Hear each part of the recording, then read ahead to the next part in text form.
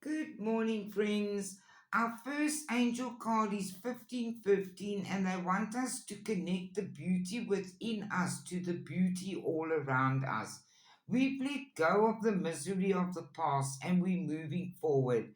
A lot of things have come full circle, and we on a path of positivity and good luck. Actually, the world is our oyster, and there's a lot of happiness coming our way. And Spirit wants us to remind us that money is coming our way, and divine wishes are being granted.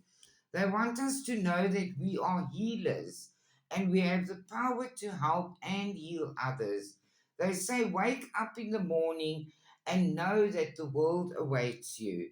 Look for signs and take things slowly. You are being successful with overcoming problems. It's time to collaborate. There is enough of everything in the world for everyone. Sometimes life does sting, but we are cutting away all those disappointments in some affairs. Take time out. We There are deep friendships brewing, and we must take it slow. Nothing is wasted. They want us to know. You need to defend yourself from those people that just take from you.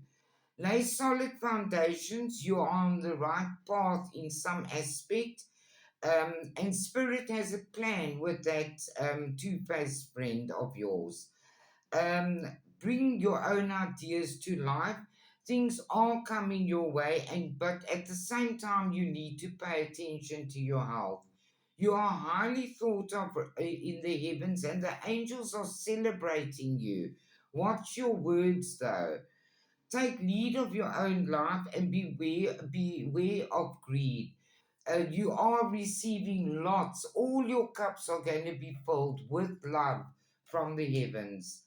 And your card here says you're going to have a mysterious message, will reveal some truth, and something good is going to come of that.